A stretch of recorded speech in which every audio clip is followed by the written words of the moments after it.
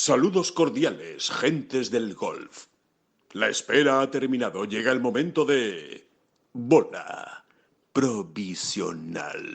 Aquí les estamos hablando desde desde la sala de prensa de Oakmont, que ya se la situamos ayer, y les prometo, que conforme estoy hablando por el micrófono, me sale vaho por la boca.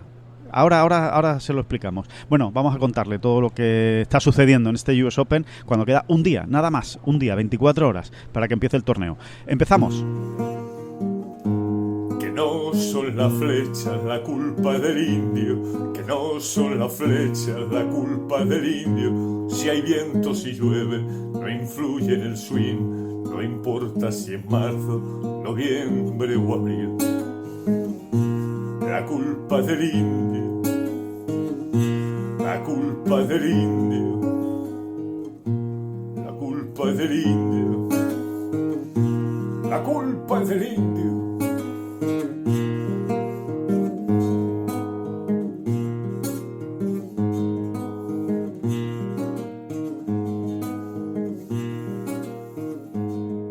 Hola, ¿qué tal? Muy buenas, saludos a todos y bienvenidos a esta bola provisional de miércoles 11 de junio. Pues sí, el día antes, ¿no?, de que empiece ya este US Open Championship de Oakmont, en el que, de momento, sin ninguna duda y por encima de todo, el gran protagonista es el campo, Oakmont, de lo que habla todo el mundo, de lo que nos vamos a encontrar esta semana, de la dificultad. Y del frío de la sala de prensa, ya para eso hablo yo. Lo que no es nada frío, pero nada frío, es las nuevas bolas Titleist Pro V1 y Pro V1X. Ya saben que nos acompañan en todos los grandes, también en este US Open. Las mejores bolas del mercado para tener más distancia, para tener más control con los wedges y para tener mejor spin. Todo ello con estas Pro V1 y Pro V1X. Si no las ha probado, les recomiendo que las prueben, ya verás. Si esto es simplemente lo toca, simplemente coge usted la bola y ya ve que ahí hay algo diferente. Titleist Pro V1 y Pro V1X. David Durán, muy buenas, ¿qué tal? ¿Cómo estamos? De verdad que no te envidio nada, ¿eh? O sea, lo envidio casi todo, menos ese momento en el que uno entra en las salas de prensa estadounidenses, sí. Bien PGA... No, en el Masters no. El Masters no es así. No, el Masters no es así. El Masters es una temperatura perfecta. En el Masters tienen climatizadores buenos. ¿Por qué? Porque son del taco. Hay urdeles, porque hay urdeles. Ahí son del taco. Y hay unos buenos climatizadores que te van, como son ahora la tecnología. Los air conditioning. La tecnología del aire acondicionado. Claro. Y en el PGA y en el mundo USGA, que se entiende, ¿no? Pero todavía se han quedado en las toberas esas lanzando aire helado a tutiplén. Sí. Y claro, cuando no hay mucha gente en la sala de prensa, en la carpa de prensa, es que te pelas. Y cuando hay mucha gente también, porque eso ya tiene más que ver con el mundo español. Somos españoles, no estamos tan acostumbrados a lo mejor, ¿no? Pero sí, que tengo la foto perfectamente hecha, No, claro, si tú lo entiendes perfectamente, Yo estoy ahora mismo aterido de frío. O sea, si en algún momento notan que la voz me tiembla un poco, que sepan que es por eso, porque es que hace muchísimo frío. Mira, aquí son, ¿qué hora es? Las 7:12 de la mañana ahora mismo en Pittsburgh, ¿no? Aquí en Oakmont. ¿Cuántos seremos más o menos? Bueno, en esta sala de prensa hay capacidad para, pues no lo sé, creo que son como unas 200 personas, más o menos, la capacidad de la sala de prensa del US Open. Ahora mismo estaremos estoy haciendo la cuenta, para no equivocarme, pues ahora mismo estamos unos 18 periodistas en la sala de prensa. Y aquí... Ahora te oigo, Alejandro. Así, en directo. ¿Te alejas y te vas, no? ¿O cómo es? Sí, porque me estaba girando para contar el número de gente que había en el... Vale, no te oía nada. nada. Bueno, pues estaba diciendo que hay unas 18 personas ahí ahora mismo en la sala de prensa de aquí, del US Open, ¿no? 18 personas, una sala de prensa que está acondicionada para unas 250 personas. Bueno, pues aquí el aire lo están echando como si esto estuviera lleno y estuviéramos a las 3 de la tarde con 30 grados fuera. Entonces, ese es el problema, básicamente, que ahora te pelas y después más o menos a eso de las 3 de la tarde, 2:30, sobre esa hora ya sí se está más o menos bien. Ya es una cosa decente, por supuesto con tu sudadera puesta, corta. No vayas a hacer el loco y estar en manga corta. Algunos están, pero porque, como dice David, hay gente aquí que está acostumbrada al frío y que no pasa frío de ninguna manera. Pero si no, desde luego es tremendo, es tremendo. Pero bueno, que es a lo que estamos acostumbrados, que es lo de siempre, que te metes en el autobús, en el shuttle que te lleva al parking y también estás pelado de frío. Que como te descuides en la habitación del hotel, pues te pelas de frío también. O sea, que es que les gusta mucho el aire acondicionado aquí. ¿Qué le vamos a hacer? Son fanáticos del frío del aire acondicionado. Bueno. Pero bueno, ya está, es la anécdota, ¿no? Decía David que el gran protagonista, sin ninguna duda, es el campo, de momento, ¿no? De momento, hasta que empiece la acción. Entiendo que cuando empiece ya el torneo, pues ya estaremos hablando de otras cosas, ¿no? Eso sí que el campo sí que deja helado a más de uno, cuando sale por primera vez. Ya te digo. ¿Y a ti te han dejado heladas las declaraciones de John? Bueno, que han creado cierto revuelo, según me contabas, ¿no? Sí, ha causado revuelo, sobre todo aquí en Estados Unidos, ¿no? En Estados Unidos se le ha dado mucha importancia pues a esas declaraciones. A ver, vamos a situarlas bien, ¿no? Para saber exactamente lo que dijo John. Fueron unas declaraciones en inglés, en la rueda de prensa en inglés. Después nos atendió a los 2 medios españoles que estamos en este US Open, aquí cubriendo en directo el US Open, que es Movistar, por supuesto, con los derechos del US Open, y Ten Golf. Pero en la parte en inglés, le volvieron a recordar sus números en Live Golf, ¿no? Diciéndole que, es verdad que no ha ganado en 2025, pero que no para de enlazar top 10. Que eso que le dice, dice, el periodista era una pregunta amable, era una pregunta de, entiendo que esto debe decir que estás jugando muy bien y que, en fin, que antes o después seguro que estás convencido de que va a caer la victoria. Y John, en ese sentido, pues se mostró bastante sincero, bastante honesto y dijo, yo creo que tiene su mérito acabar entre los 10 primeros, no se lo voy a quitar. Dice, pero vamos, que acabar entre los 10 primeros en Live, pues no tiene el mismo mérito que acabar entre los 10 primeros en un torneo donde hay 156 jugadores. Lo que en Estados Unidos o en el mundo anglosajón se conoce como el field completo, ¿no? Cuando tienes torneos de field completo, que son, pues eso, torneos de 150 jugadores en los que hay un corte, dice, pues ahí es mucho más difícil acabar entre los 10 primeros. En Live, que somos solo 50 jugadores, pues acabar entre los 10 primeros no me parece tan complicado. ¿Le doy valor? Sí. ¿Tanto mérito como para decir que estoy jugando de maravilla y que por eso estoy jugando entre los 10 primeros? Pues no. Y de hecho hizo la comparación. Él mismo dijo, si yo en lugar de jugar en Live jugara en torneos de field completo, es decir, en el PGA Tour, torneos habituales del PGA Tour que no sean designados, pues entonces seguramente en lugar de 21 top 10 seguidos que llevo en Live All, pues llevaría, él decía, 21 top 30. Seguramente. Muchos serían top 10, pero habría muchas semanas en las que yo no acabaría en el top 10 porque hay muchos más jugadores y es mucho más difícil. Eso es lo que él dijo. De hecho, matizó. A ver, si me preguntáis si es más difícil ganar en Live o ganar en cualquier otro circuito del mundo, os diré que es igual de difícil. No creo que sea más fácil ganar en Live que en el PGA Tour o que sea más fácil en el PGA Tour que en Live. Dice, creo que es exactamente igual de difícil ganar en Live que en cualquier otro circuito. Ahora, si hablamos de top 10, por el número de jugadores, sí creo que es más fácil acabar entre los 10 primeros en Live Golf. Eso es exactamente lo que dijo John.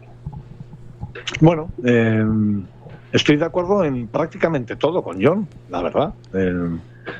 Lo que pasa es que es verdad que pues muchos medios, y le encuentro también el sentido, ¿no? Que muchos medios se hayan escandalizado, entre comillas, ¿no?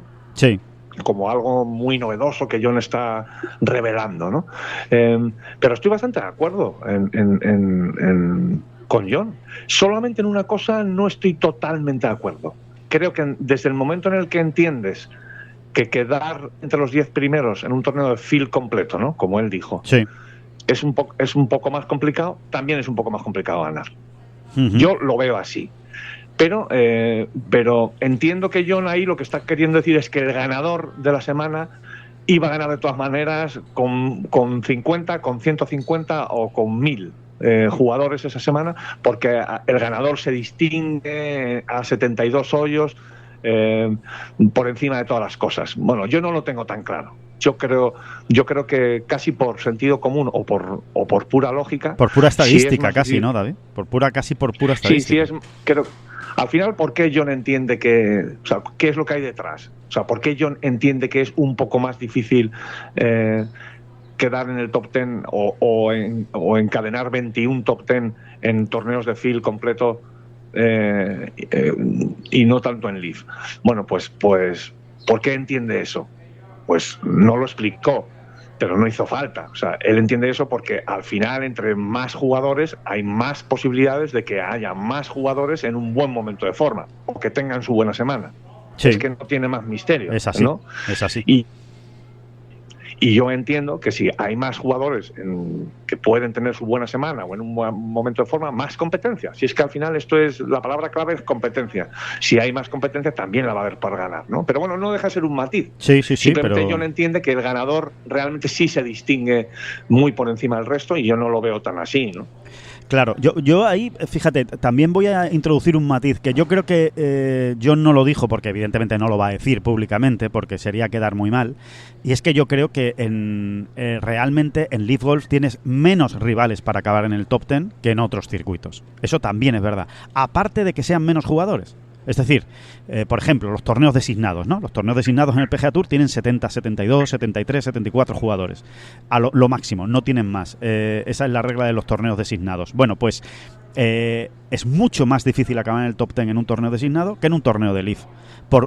Mucho más que esos 20 jugadores de diferencia. Es verdad que en Leaf hay 50 y pico y en los torneos designados hay 70 y pico. ¿Por qué? Bueno, pues porque esos 70 y pico jugadores son jugadores que están objetivamente en forma en los últimos tiempos, en las últimas semanas, en los últimos meses. Llevan por lo menos un año jugando al golf muy bien. Por eso están ahí. Nadie les ha regalado estar en los torneos designados. Se han clasificado para estar en los torneos designados y para eso tienes que jugar muy bien por lo menos el año anterior. Y después también está la posibilidad de clasificarte por cómo estás jugando ese año, con lo cual son jugadores en forma.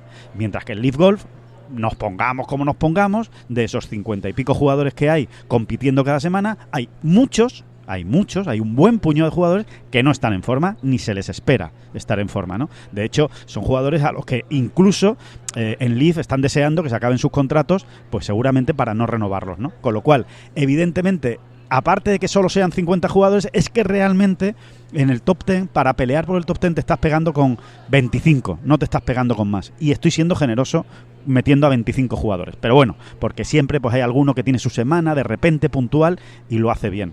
Pero esa es para mí también la diferencia. O sea que quien quiera comparar aquí Leaf Golf con los torneos designados me parece que se equivoca. Ya, lo que pasa es que a ese detalle no podía extender John Ram. Claro que lo sabe, John. Claro. Eso, claro que lo sabe. No hay que ser... Vamos, lo sabe, pero no se lo dice ni a... ni a su padre, ¿no? Hablando mal. Ni a su agente, ni a su padre, ni a su mujer. Eso no se lo dice a nadie, ¿no? Es una manera de hablar, evidentemente, ¿no?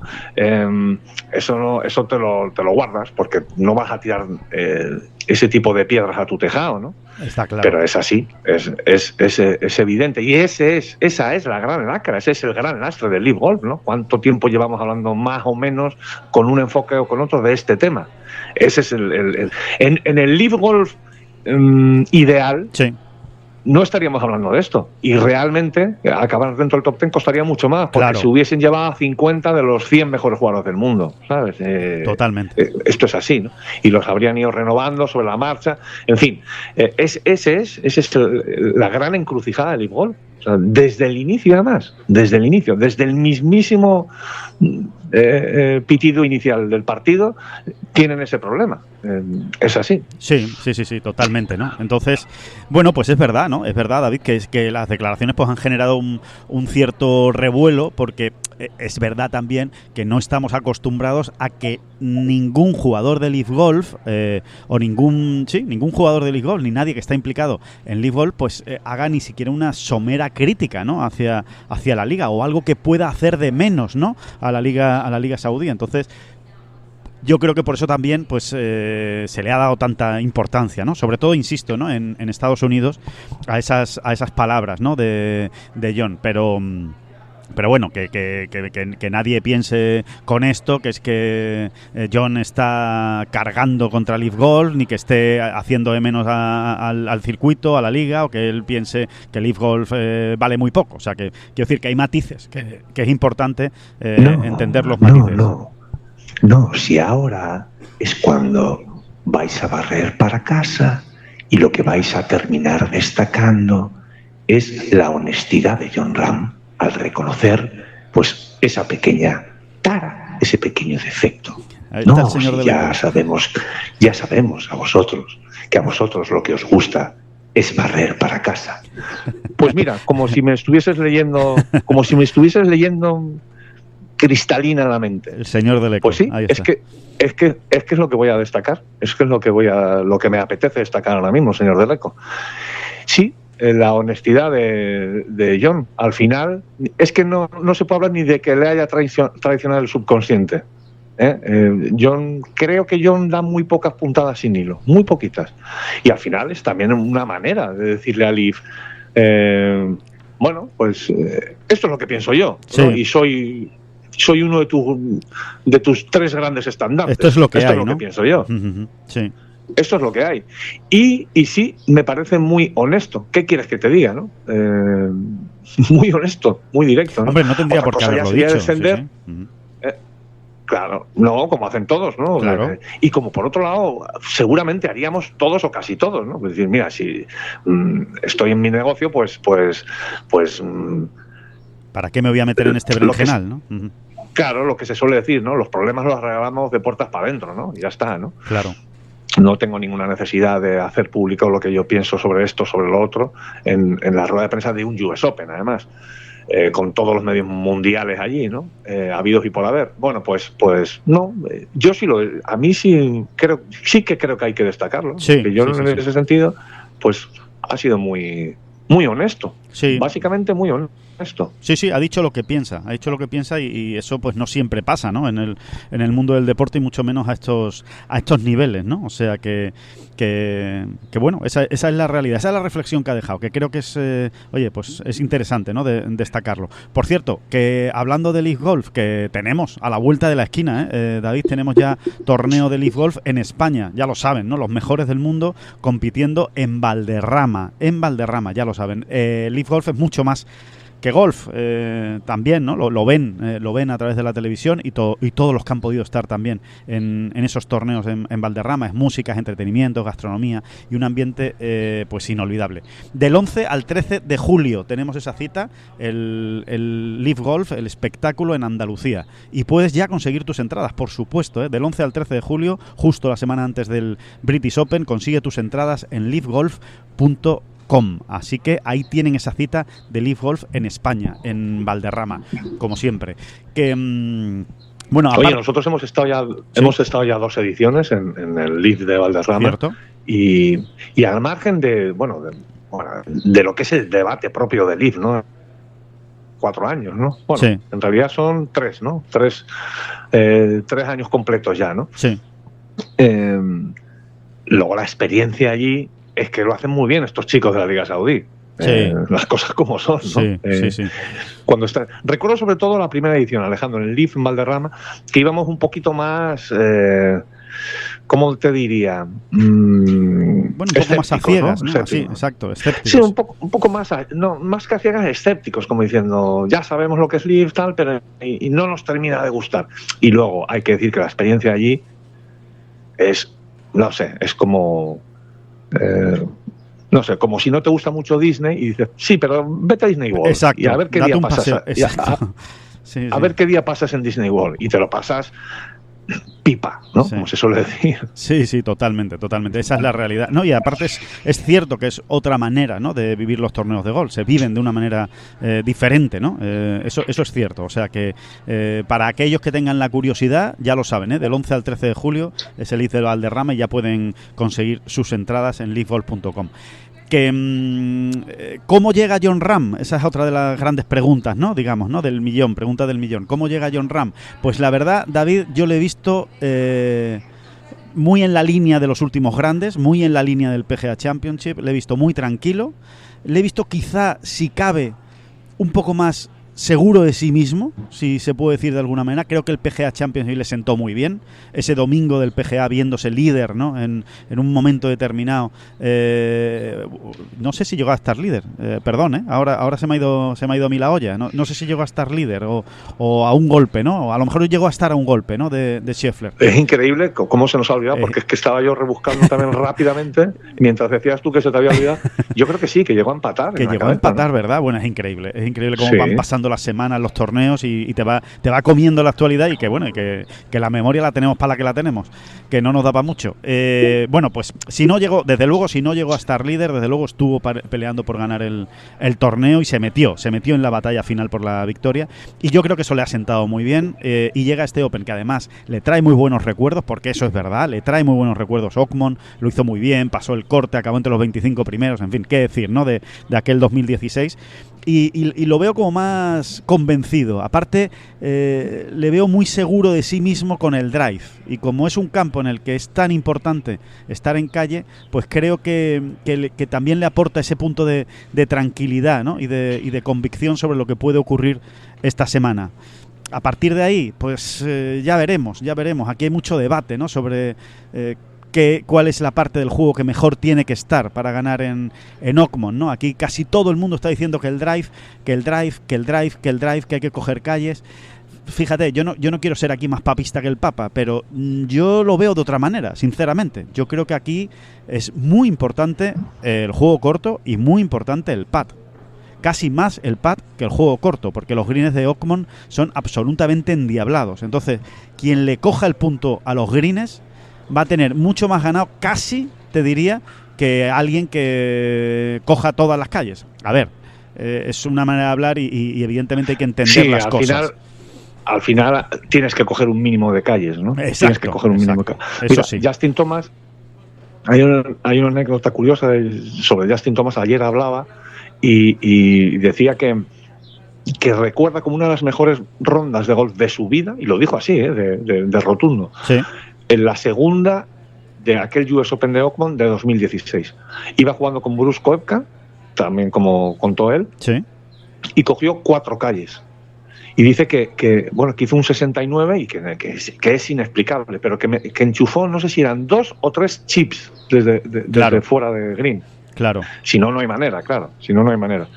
Y la recuerda como prácticamente la mejor vuelta de su carrera, dijo así, sí. Justin Thomas, y no me extraña. O sea, te quiero decir que hay que establecer al final un mínimo de calles. Claro. Sí, estoy de acuerdo. O sea, si no coges. Sí. Si vas con 4 calles, no vas a ganar el US Open en Ockmon. Es imposible, con 4 calles al día. Exactamente. No hay manera. Pero es verdad que yo por lo demás, estoy bastante de acuerdo contigo. O sea, al final. Pero es que yo soy muy fan del juego corto. No estamos descubriendo nada. Y me alegró mucho cuando Rory McIlroy a principios de temporada estableció como una de sus referencias el juego corto de Scottie Scheffler. Sí. Al final dijo, sí, tienes tus días, un día coges más calles, otro día menos, hay un día que no importa tanto porque el RAF no, o sea, hay una semana en la que no importa tanto porque el RAF no es tan penalizador, no penaliza tanto. Pero al final el juego corto es que no vamos a cazar todos los greens, y el juego corto también en los pares 5, ¿no? Qué importante es, ¿no? Dejarse esos birdies hechos o casi dados, ¿no? Uh-huh. Y no sé, me reafirmó mucho, ¿no? Sí. Me reafirmó mucho todo aquello que dijo Rory McIlroy, ¿no? Y que es que además lo vemos, el juego corto de Scottie Scheffler es verdaderamente fino, ¿no? Buah, es brutal, sí.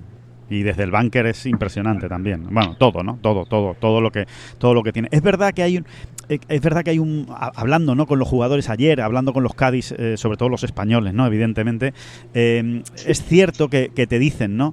A ver, hay un problema con el juego corto en Ockmon, y es que aquí juego corto, lo que se dice manitas, pues no es fácil tenerlas, ¿no? Porque aquí lo normal es que si fallas el green se te quede en una mata de RAF tremenda, y ya dependes un poco de la suerte de que se te hunda más o de que se te hunda menos, y realmente no hay mucho que hacer, no hay mucho margen en realidad, ¿no? Para el juego corto. Hay muchas veces que aquí es, tío, sácala y a ver cómo sale. Y si sale muy disparada, pues te dejarás un pad de 7 metros para par, o para Verdi es un par 5, y si sale muy controladita, pues a lo mejor te dejas un pad de 2 metros para par, ¿no? Y si se te atasca un poco, pues ni la sacas, ¿no? Que puede pasar, ¿no? Es decir, es verdad que no es precisamente el RAF o el juego alrededor de Green perfecto para gente muy buena de juego corto, ¿no? Que dependes un poco más de la suerte. Por eso creo, fíjate, David, que al final va a ser más importante el tema de meter pads de 3, de 4 metros, bueno, de 5 ni te cuento, ¿no? Pero incluso, por supuesto, todos los de 2 metros para abajo, los que se puedan, claro. La mayoría. Bueno, hay una regla fundamental todas las semanas, ¿sí? O casi todas las semanas de US Open. Y de alguna manera la recordaba esta semana de Chambó. Sí. De Chambó, así, sin que le preguntaran concretamente por este tema, dijo, van a ser muy importantes los pads de 3 metros para abajo. ¿Por qué dijo de 3 metros para abajo?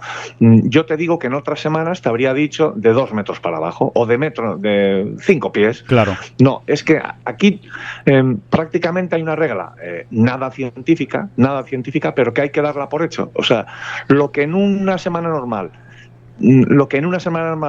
tienes un pad de 3 pies para salvar un par, aquí van a ser 4 o 5. Claro. Lo que en una semana normal es un pad de 1 metro para salvar un par, aquí va a ser 1,80 m. Lo que en una semana normal es un pad de 2 metros para salvar el par, aquí van a ser 3 metros. Porque es así, porque así lo dicta el RAF alrededor de green y lo complicado de los greens. La velocidad y las caídas de los greens, claro. Exactamente, ¿no? Entonces, es que eso es ley segura en las semanas de US Open, y en Oakmont da la sensación de que todavía más, ¿no? Y esa va a ser la clave. Por eso, efectivamente, quien esté fino con pads de 2,5 metros, es que se tiran muchos pads de 2 metros, 2,5 metros para salvar pares, ¿no? Claro. Y todos sabemos que esos pads están muy lejos de estar dados, ¿no? De hecho, están muy lejos de tener un porcentaje alto de conversión. Entonces, es la clave, es que te empiezan a hinchar de bogies y no sabes muy bien por qué. Exacto. Pues aquí tampoco. Ya, no lo he jugado mal. Fallas. Sí. Claro. Fallaste un pad de 2 metros y aquí fallé otro de 1,80. Es que esos no están dados. Es que sí, y hablamos hay que estar muy fino, Claro, y hablamos desde el RAF, David, y tripateos, que se van a ver tripateos a punta pala, porque los greens de Oakmont son grandes. Entonces, como tú falles por el lado malo y te recoja la caída por el lado que no tiene que recogerte, cuidado, te estás dejando pads de 8, 9, 10, 11, 12 metros y ahora tienes que hacer 2 pads desde ahí, no es tan sencillo, ¿no? En banderas que seguro que esta semana pues van a estar muy al límite, ¿no? de caídas, ¿no? Y por ejemplo, ayer vimos, voy a poner un ejemplo muy concreto, David, siguiendo la vuelta de José Le Ballester, le vimos en el hoyo 1, pegó un drive espectacular al centro de la calle y se dejó un segundo tiro corto. El hoyo 1 baja muchísimo, ¿no? Es una salida que justo a mitad de calle empieza a bajar hasta el green, ¿no? De hecho, hay jugadores que dicen que creen que pateando podrías llegar a green en el segundo golpe, ¿no? De lo que cae, ¿no? De la caída que hay hacia el green. Bueno, pues José le pegó un segundo golpe sensacional, la dejó a 5 metros más o menos para Verdi, corta del hoyo, pero cuesta abajo. Bueno, pues prácticamente solo la puso en movimiento y se dejó de vuelta un pad de 2 metros para par, y prácticamente solo la puso en movimiento. O sea que eso es lo que te vas a encontrar aquí también. Es lo que tú decías, ¿no? Es así. Por cierto, David, hablando de José Le Ballester, ¿qué te parece el horario de salida, los tee times que le han puesto al muchacho? 7:29 de la mañana por el tee del 1 con Xander Schauffele y Bryson DeChambeau. Bueno, antes de nada, lo que me parece para empezar es el tema que has escrito en Ten Golf y que ahí está para los suscriptores. Bueno, me parece muy interesante. Me parece una historia de previa de US Open muy bien elaborada, muy profunda y muy interesante, sobre todo muy interesante, ¿no? O sea, cómo está ordenada ahora mismo la cabeza de José L., ¿no? Sí. Y luego eso, ¿no? Las dudas, las sombras, en las que ha discurrido, ¿no?, su carrera las últimas semanas, simplemente, ¿no? Semanas, sí, desde el Masters, prácticamente. Sí, sí. Yo diría que desde el Masters, fíjate. Y bueno, yo creo que es muy interesante, verdaderamente, ¿no? Bueno, eso, que no llega en su mejor momento de confianza y por qué, de alguna manera, no es solo una causa, sino que hay varias. En fin, yo creo que es muy interesante. Es una prueba de fuego, desde luego, lo que tiene por delante esta semana Josele, por muy joven que sea, está jugando su tercer grande, nada más, en este US Open, que no es poco, que no es poco para alguien que se acaba de pasar a profesional, que ya esté jugando su tercer grande, pues dice mucho de las cosas buenas que ha hecho, ¿no?, como amateur Josele, ¿no? Pero sí, va a ser una prueba de fuego. Ya tuvo por un lado la suerte, porque evidentemente es una suerte poder jugar en el Máster de Augusta las 2 primeras rondas con alguien como Scottie Scheffler, eso es una suerte, pero por otro lado es una presión añadida y la va a volver a tener esta semana, ¿no? No va a ser fácil jugar jueves y viernes con Schauffele y sobre todo con DeChambeau, ¿no? Por la cantidad de gente que arrastra DeChambeau, por el show también que monta DeChambeau, por lo que se va a gritar, ¿no?, en cada golpe, en cada drive que pegue DeChambeau desde el tee. Josele también es muy largo, puede entrar ahí incluso en un conflicto, no puede entrar ahí en una pelea, ¿no?, de a ver quién va más largo, ¿no?, que no creo que tampoco le venga bien, ¿no? Ahí se tiene que aislar bastante Josele. En fin, que va a ser una prueba importante, ¿no? Va a ser un test muy importante para el joven jugador español y a ver cómo lo supera, ¿no? Creo que puede salir muy reforzado de este US Open si consigue, ¿no?, encararlo bien y aislarse de todo eso, ¿no?, de todo lo que hay alrededor, ¿no? Mira, estaba haciendo aquí una fricada absoluta, Alejandro. Sí. Perdona que te abra este paréntesis. Me gustan las fricadas. No, el desnivel del que hablabas en la calle, en el hoyo 1, ¿no?, entre la calle y el green. ¿Lo has medido? ¿Qué? Pues efectivamente. Sí. Es una de las funciones de Google Earth que es muy divertida, ¿no? Sí. Y muy útil, muy útil también cuando estás, eso, ¿no?, examinando o explorando un campo de golf. Pues efectivamente el desnivel que hay, más o menos desde la caída del drive, ¿no?, más o menos, ¿no? Sí. Estamos hablando un poco aproximadamente. Al green hay un desnivel de apenas 140 metros, ¿sí?, hay un desnivel de 10 metros, ¿no?, que es una casa de 3 pisos. Sí, correcto. Buena comparación. Buena comparación para que la gente se haga una idea, porque piensa, bueno, pues 10 metros tampoco me parece mucho. Sí. Una casa de 3 pisos. No, 10 metros en apenas 100 y pico, claro. Pues es mucha tela, ¿no? No me extraña que haya quien piense, pues a lo mejor le pego el pater aquí. Sí. Entonces, bueno, yo te juro que le pego el pater. Yo te lo digo que yo pego con el pater, pero vamos, 100%, porque todo lo demás me parece dramático. Encima con la autopista esperándote, ¿no?, detrás del green, por si hubiera poco despiste, ¿no?, y poco peligro, pues ahí está la autopista. Está bastante lejos la autopista, ¿eh? O sea, hay que pegar muy mal golpe para irte a la autopista. Pero bueno, sabemos que somos capaces de hacerlo, incluso lo de irnos a la autopista perfectamente, ¿no? Sí, así que bueno, que ese es el partido que tiene José. Vamos a ver cómo lo resuelve, vamos a ver cómo sale adelante, ¿no?, cómo sobrevive a Ockmon y a ese partido, ¿no?, con DeChambeau y Schauffele. Y después el otro partido es el de Jon Rahm, ¿no? Ha tenido la husga, la bendita delicadeza, ¿no?, voy a decirlo así, delicadeza con los medios españoles, ya que tenemos a solo 2 españoles en este US Open, pues han puesto uno por la mañana y otro por la tarde. Hombre, que se agradece, porque así podemos seguir a los 2 y ver cómo juegan. Jon Rahm juega por la tarde, juega a la 1:14 de la tarde, hora local, evidentemente 6 horas más en España, o sea, a las 7:14 sale Jon Rahm este jueves con Jordan Spieth y Dustin Johnson, que no está mal tampoco, el partido, ¿no?, con el último ganador aquí en Ockmont y con Jordan Spieth, pues que siempre es un espectáculo. Así que imagínense esta semana, ¿no?, en Ockmont, lo que puede ser Jordan Spieth en esos bunkers y en esos rafes que se va a encontrar, ¿no? Estaba yo pensando, Alejandro, que en el Ockmont de 2007 no estuvimos ahí en 2007, pero fue terrible, ¿no? Ganó Ángel Cabrera con +5 o +6, me parece. Sí, correcto. Y estaba pensando también, otra de estas tonterías, ¿no?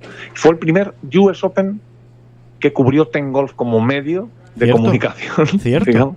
Fue el primer US Open, fue el de Ockmont de 2007. Es verdad. Hemos cubierto, pues, en torno a 80 grandes, ¿no? Porque en estos 18 años, pues sí, entre que todavía este año queda alguno por jugar, más aquel, aquel Open que no se jugó en 2020, ay, Dios mío.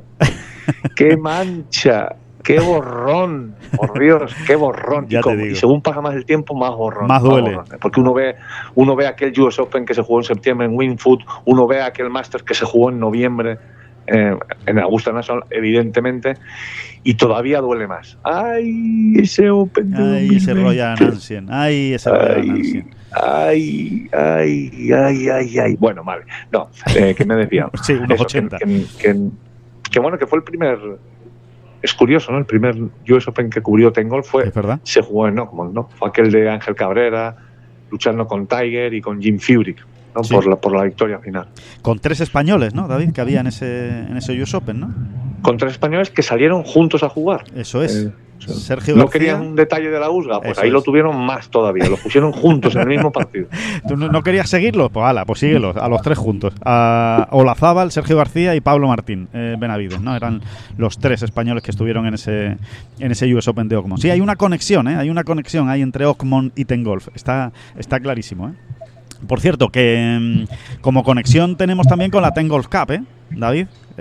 Cuidado que esto, señores, está a la vuelta de la esquina, ¿eh? La Ten Golf Cup, viernes 20 de junio. O sea, este viernes no, de US Open, el viernes que viene tenemos la Ten Golf Cup en Retamares.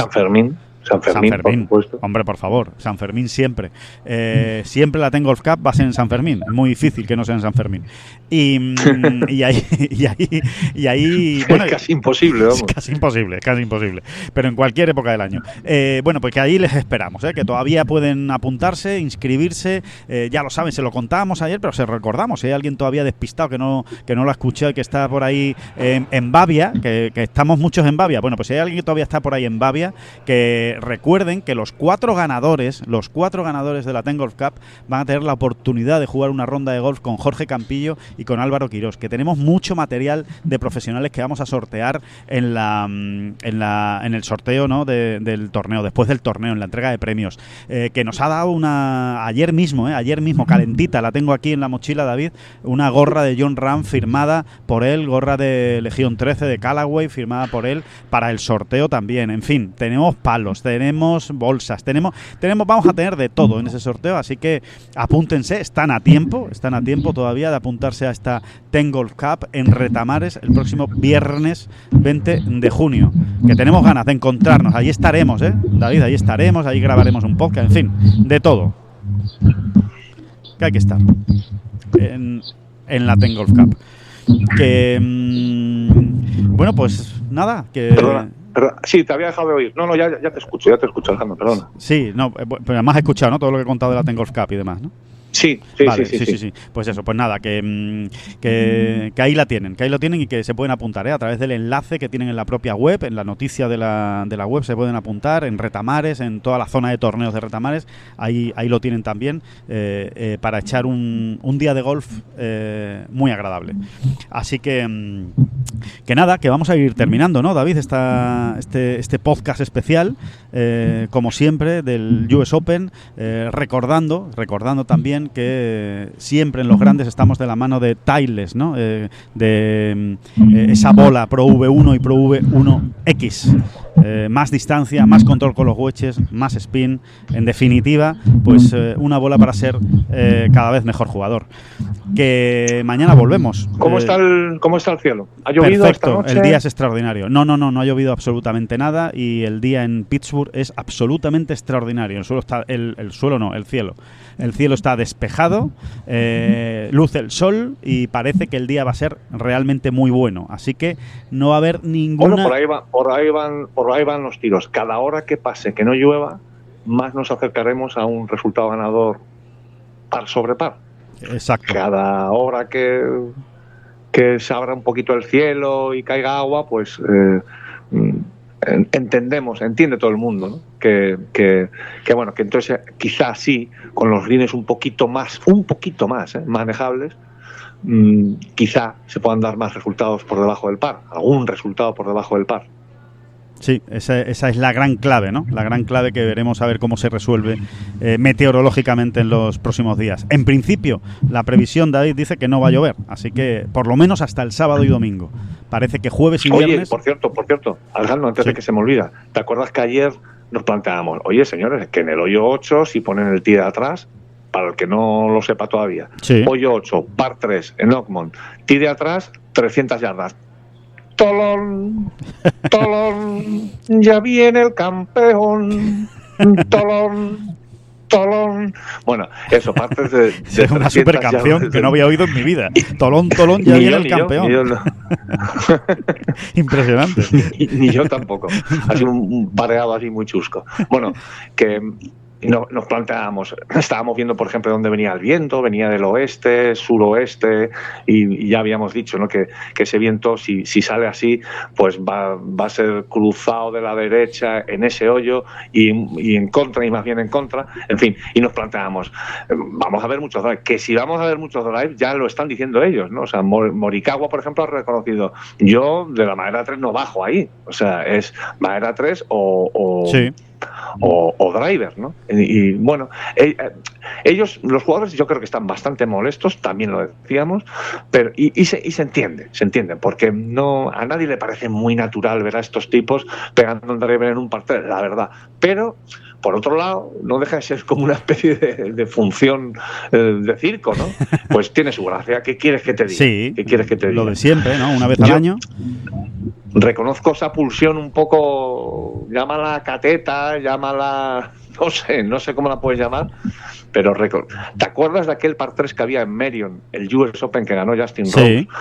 Que también era muy largo y además pegaba el viento de cara. Hubo una vez que veías allá, una jornada de aquel US Open en el que, vamos a decirlo, nos lo pasamos muy bien viendo a gente pegando el driver y ni siquiera acercándose a llegar a green, ¿no? Claro. Con el viento en contra y demás. Pues es un poco eso, un poco catetorro, tal. No me importa nada, ver esta semana no, hombre, no, a está unos bien. cuantos allí pegando el drive. Es interesante, es una cosa que no es habitual y por lo tanto pues es interesante, ¿no? Si fuera todas las semanas así, pues como tú dices sería chusco y no valdría de mucho, pero siendo ahora una vez y tal y Oakmont, pues está bien. Scheffler lo dijo también, David. Scheffler dijo también que él su planteamiento desde el tee de atrás es driver o madera 3, depende del viento. O sea que de ahí no baja tampoco Scheffler, ¿eh? O sea que sí, unos drivers más cortaditos, algunos, ya depende del viento, tal, o cortadito, o a todo meter. O sea, porque ya eso va a depender del viento y por supuesto de que el tee esté efectivamente allí atrás del todo. Claro. Por cierto, ¿qué te parece, David, que estoy viendo los horarios de salida de la jornada de prácticas de hoy miércoles, ¿vale? Están ya puestos casi todos, sabes que la gente se va apuntando, ¿no? Y después pues algunos coinciden y tal. Bueno, pues acabo de ver que Ryan McCormick, señor al que, bueno, que sé quién es, pero que se le conoce más porque fue el que se puso un esparadrapo en la boca durante una ronda en el Conferry Tour, sí, porque decía que se hablaba muy mal, ¿no? Y que se decía muy malas cosas en la ronda. Bueno, pues este señor, Ryan McCormick, se ha apuntado para salir a jugar a las 5:27 de la tarde. Este tío está loco. No, este tío está loco o le ha salido un plan esta mañana ineludible. Claro, tiene que ser eso. O sea, debe tener un planazo esta mañana. O le salió ayer por la noche. También. O le salió ayer por la noche, casi mejor. Ayer por la noche, seguramente. Pero vamos, me ha parecido absolutamente increíble. Ahí está, el señor, a las 5:27. El anterior último partido, o sea, ese es el último partido, evidentemente, del día que está apuntado. El anterior está apuntado a las 2:30 de la tarde, que es una cosa más normal. O sea, hay unas 3 horas ahí hasta que llegue McCormick a jugar. 9 hoyos o 18. 18 no creo que juegue, pero bueno. En fin. No tiene lo que hay que tener para seguir 9 hoyos a McCormick a las 5:30 de la tarde. Ya te digo yo que no, lo tengo, seguramente. Pero bueno, que en fin, que nos vamos al campo, que van a salir a jugar. Mira, va a jugar Jon Rahm, juega hoy con Dustin Johnson, Phil Mickelson y Hatton. Un partido muy de Leaf. Ahí van a poder hablar de los top 10. Seguro que Mickelson tiene algo que decirle a Jon Rahm. Que bueno, que mañana volvemos, que muchísimas gracias a todos por estar ahí y muchísimas gracias, por supuesto, David Durán. No, hombre, no, las gracias a usted que está allí en Pittsburgh, Pensilvania. Que no son las flechas la culpa del indio, que no son las flechas la culpa del indio. Si hay viento, si llueve, no influye en el swing, no importa si es marzo, noviembre o abril. La la culpa es del indio, la culpa es del indio, la culpa es del indio, la culpa es del indio.